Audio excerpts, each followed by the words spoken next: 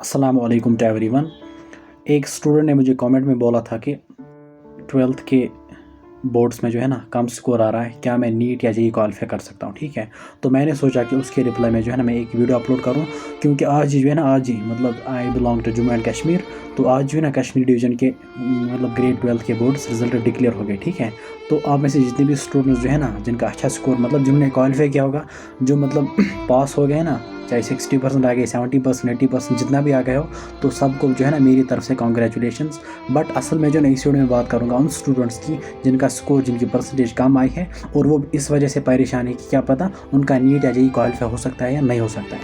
पहली बात जो है जो मैं आपके साथ शेयर करना चाहूँगा वो ये है कि ग्रेड 12th में आपका कितना भी स्कोर आए, चाहे कम आए ज़्यादा आए, कितनी भी परसेंटेज आए, 70%, 80%, 60%, 65%, 90%, 98%, this percentage is not the deciding factor of your future. इस बात को नोट करके रखो।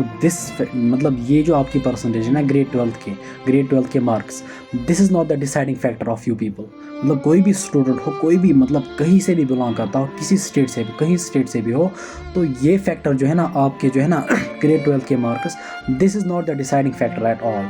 ठीक है, अब आप बोलोगे कि कौन सा डिसाइडिंग फैक्टर है, वो मैं आपको अभी बोलूँगा। पहली बात यह है कि इस बात को तय कर लो कि ग्रेड 12th में या ग्रेड 10th में आपका स्कोर कितना ही ज़्यादा क्यों ना आ रहा हो या कितना ही कम आ रहा हो, this is not the deciding factor eight all. अगर ये डिसाइडिंग फैक्टर होता, अगर मैं अपनी बात करूँ, अपनी फैमिली की बात करूँ, वी आर 4 ब्रदर्स। ठीक है, हम 4 भाई हैं।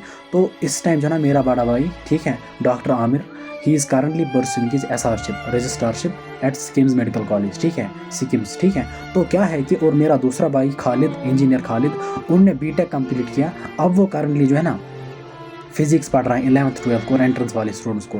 इन कहाँ पे? कश्मीर इंस्टीट्यूट ऑफ एक्सलेंस में, यानी का यहाँ पे जो श्रीनगर में जो इंस्टीट्यूट है, कश्मीर इंस्टीट्यूट ऑफ एक्सलेंस का है, वहाँ पे वो फिजिक्स पढ़ा रहे हैं। और अगर मैं अपनी बात करूँ और मेरा दूसरा brother, we are twin brothers, हम दोनों ने इस साल नीट क्वालिफाई किया। और मेरा जो भाई है ना शमसुद्दीन, उन्होंने जो है ना नीट में 596 स्कोर किया और मैंने 561, और हम दोनों का सिलेक्शन इस बार हो गया।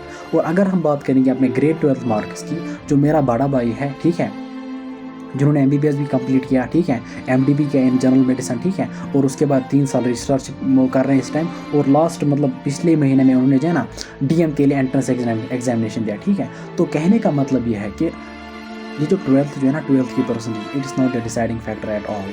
मेरा भाई जो है ना, उनको जो है ना आई थिंक उनको जो, अगर मुझे याद होगा, 65% थी उनकी 12th में। और जो खालिद साहब जो है ना, खालिद जो मेरे दूसरे भाई हैं, तो वो उनकी परसेंटेज थी अराउंड, उनको ग्रेड 12 में आउट ऑफ 500 351 मिले थे। ठीक है, और मुझे मिले थे 373, और मेरा दूसरा भाई ट्विन ब्रदर, ठीक है, उनको मिले थे 391। तो अगर आप देखोगे ना, दीज परसेंटेज जो है ना, कोई भी स्टूडेंट हो, ठीक है, तो these percentage are not the deciding factors at all. आपके फ्यूचर के लिए आपका डिसाइडिंग फैक्टर नहीं बनेंगे इस टाइम। देखो, मुझे पता है, देखो, आई एम नॉट डिसरेस्पेक्टिंग दो स्टूडेंट्स जिन्होंने बहुत ज़्यादा स्कोर किया, जिन्होंने बहुत ज़्यादा परसेंटेज लाई है, उनको जो है ना कॉन्ग्रेचुलेशन फिर से मेरी तरफ से। लेकिन जिनका स्कोर कम आ रहा है, ठीक है, 70%, 75%, 60%, जिनको लग रहा है कि हमारा स्कोर, हमारी परसेंटेज कम आ रही है, तो मैं उनको बोल रहा हूँ कि डिमोटिवेट होने की बिल्कुल भी ज़रूरत नहीं है। वो ऑब्वियसली ये परेशानी का मामला होता है, क्योंकि पेरेंट्स की भी एक्सपेक्टेशंस होती है, ठीक है, रिलेटिव्स की एक्सपेक्टेशंस होती है कि हमारा भाई, हमारा वो कज़न, ठीक है, हमारा वो रिश्तेदार, ठीक है, उनका रिजल्ट था आज, तो उन्होंने कितना स्कोर किया, तो ये एक्सपेक्टेशंस होती है। तो ऑब्वियसली क्या है कि जब स्कोर कम आ रहा है ना, तो उस टाइम जो है ना इंसान को थोड़ा बहुत हर्ट होता है। ठीक है, but this pain is temporary, let me tell you something, this pain is temporary. अगर मैं अपनी बात करूँ ना, अगर अपनी बात करूँ फिर से मैं और दूसरा पॉइंट मैं आपको बोल रहा हूँ कि अगर मैं अपने ग्रेड 10th की बात करूँ, ग्रेड 10th की SST जो है ना, SST सोशल स्टडीज़, जिसमें होता है history, geography and your civics, आपको पता है वो मेरा फेल था ग्रेड 10th में। ठीक है, ग्रेड 10th में अगर अपनी बात करूँ, 4 सब्जेक्ट्स पास थे, ठीक है, mathematics, science, Urdu and English, ये 4 सब्जेक्ट्स पास थे, ठीक है, और SST जो है ना वो फेल था, और मुझे फिर से उसमें रीअपेयर होना पड़ा। ठीक है, फिर से जो है ना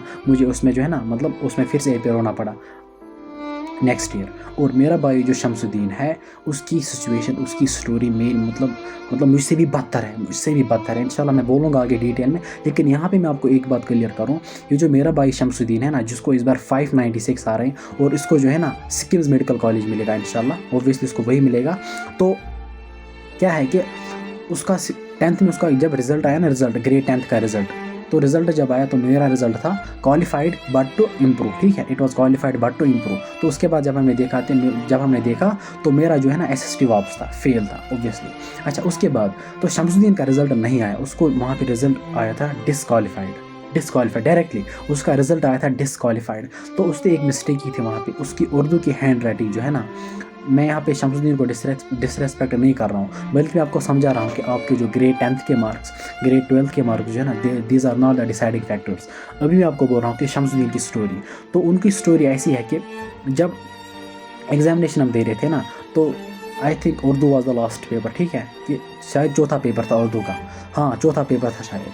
तो उर्दू की हैंड राइटिंग जो शमसुद्दीन की थी वो बहुत कमज़ोर थी, ठीक है। तो उन्होंने जब पेपर को मतलब अटेम्प्ट किया ना, वहाँ पे मतलब किस तरह के वो नोट्स थे, मजमून वगैरह, ऐसे वगैरह, वो लेटर और क्वेश्चंस वगैरह लिखने थे। तो जब उन्होंने पेपर को अटेम्प्ट किया तो उनको लगा कि यार मेरी हैंड राइटिंग बहुत ख़राब है, और जो एग्जामिनर होगा, जिसको ये पेपर चेक करना होगा, उसको मेरी हैंड राइटिंग समझ नहीं आएगी।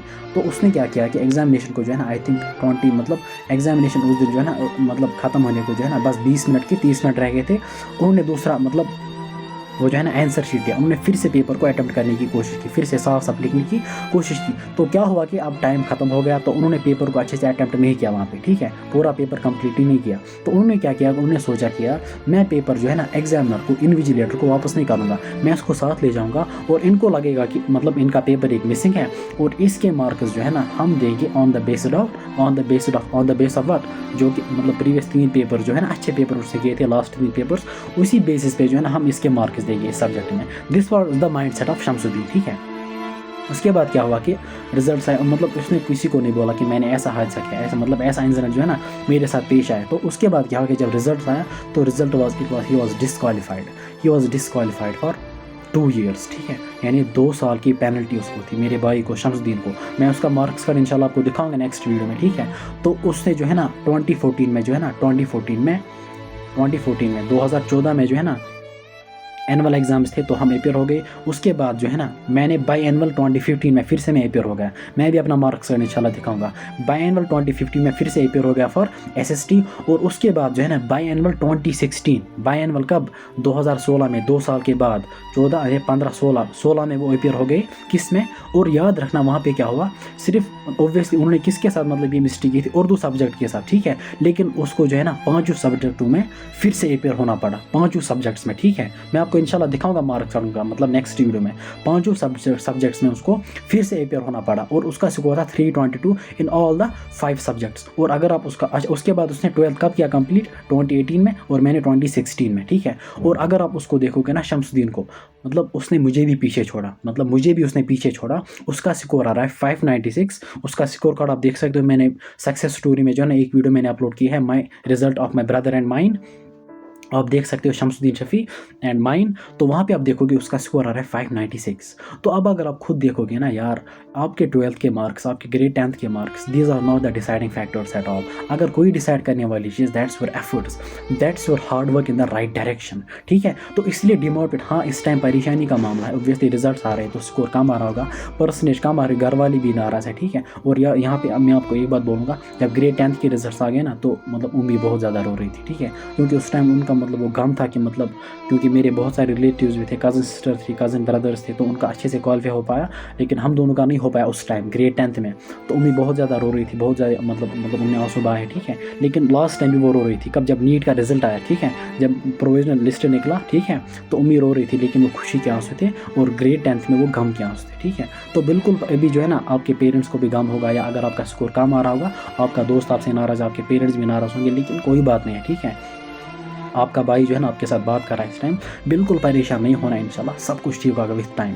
दिस नॉट द एंड, और ये भी, ये ना तो ये बिगनिंग है, ना तो ये शुरुआत है, ना तो ये एंड है किसी चीज़ की, ठीक है। क्योंकि अगर आपका टारगेट नीट है, जेई है, तो इंशाल्लाह आसानी के साथ आप उसमें एग्जर्ट करो। आपको कहीं पे भी कोई भी गाइडेंस चाहिए, मतलब आप मुझे कंसल्ट कर सकते हो आसानी के साथ। मैं कमेंट्स में या डिस्क्रिप्शन में अपने टेलीग्राम लिंक मतलब सेंड करूँगा, आप मुझे बोलना कि आपको कहाँ पे गाइडेंस चाहिए, इंशाल्लाह मैं आपको गाइड करूँगा through out the course. But make sure that कि आप ज़्यादा परेशान मत हो जाओ, ठीक है। स्कोर कम आ रहा है, कोई बात नहीं, आपने एक्सपेक्ट किया था कि ज़्यादा आना चाहिए, कोई बात नहीं, डिमोटिवेट नहीं होना है। आप देखना इंशाल्लाह, अभी आप जो है ना मतलब इस सिचुएशन के बेसिस पे जो है ना, आपकी सिचुएशन लाइक अगर स्कोर कम आ रहा है, परसेंटेज कम आ रही है, ठीक है, तो आपको लग रहा है कि ये मेरी ज़िंदगी का बदतरीन दिन है, बदतरीन दिन आपको लग रहा होगा, या आपको लग रहा है कि यार मतलब मेरी सिचुएशन इस टाइम बहुत वर्स्ट है, मैं लाइफ में कुछ नहीं कर सकता हूँ या कोई।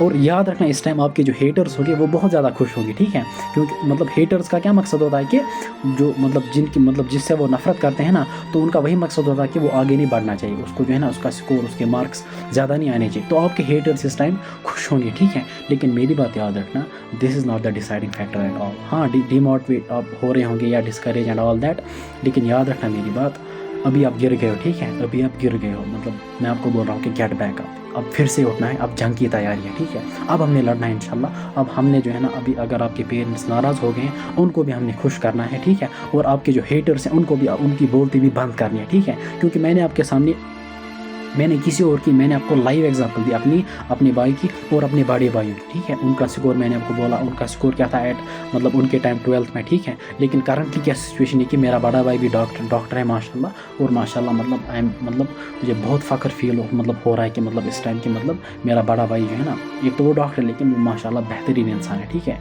मतलब उनकी जो है ना मतलब उनकी वो सर्व करना, ठीक है, लोगों की खिदमत करना, मतलब I am proud of that, ठीक है।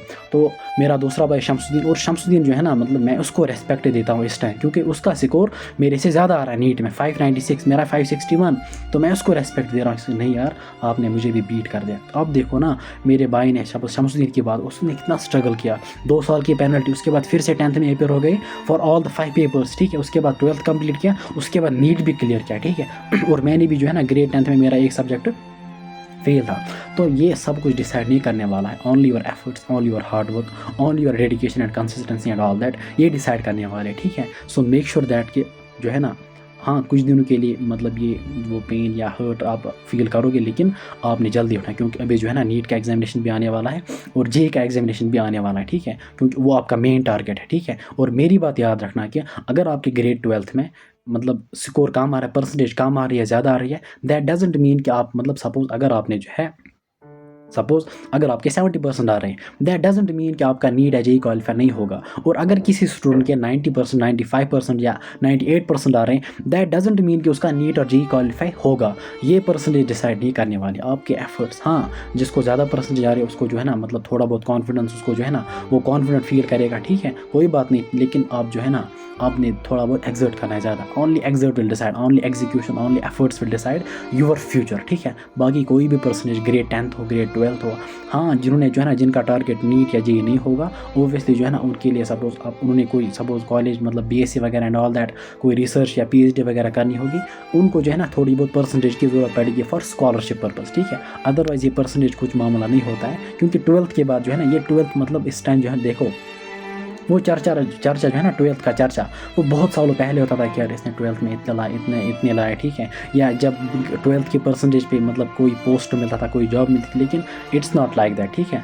अभी आपका मेन टारगेट नीट है, आपका मेन टारगेट जेईई है एंड आईआईटी जेईई है एंड ऑल दैट, ठीक है, तो उस पर फोकस करने की बिल्कुल ज़रूरत है, ठीक है, तो उस पर फोकस करो, ठीक है, डोंट वेस्ट योर टाइम। अभी आपकी ऑब्वियसली मेरी मतलब जो फ्रेशर्स होंगे, ठीक है, जो फ्रेशर्स होंगे नीट के लिए या जेईई के लिए, ऑब्वियसली जो है ना वो लिटिल बिट डिस्टर्ब फील कर रहे हैं, क्योंकि अगर उनका स्कोर कम आ रहा है, लेकिन मैं आपको फिर से बोल रहा हूँ कि डोंट वरी एट ऑल, इंशाल्लाह everything will be fine, because right now everything will be fine. I am telling you everything will be fine because right now आपकी सिचुएशन वर्स्ट है, और इसी सिचुएशन के बेस पे आप अपना फ्यूचर भी प्रेडिक्ट कर रहे हो कि शायद ऐसा होगा मेरे साथ, शायद मैं नहीं कर पाऊंगा कुछ भी लाइफ में, लेकिन ऐसा नहीं है, ठीक है। Your circumstance and your situations आपकी कोई चीज़ डिसाइड नहीं करने वाले हैं। It's the way you see it, it's the way you think it, ठीक है, इट्स द वे योर मतलब आपके एफर्ट्स डिसाइड करने वाले, ठीक है। So don't worry at all, आपकी कोई भी क्वेरी हो, कोई भी मसला, कोई भी परेशानी हो, do tell me in the comments, do tell me through the Telegram, इंशाल्लाह आई विल हेल्प यू इंशाल्लाह throughout the journey, throughout the process, ठीक है, थ्रू आउट द कोर्स। तो इंशाल्लाह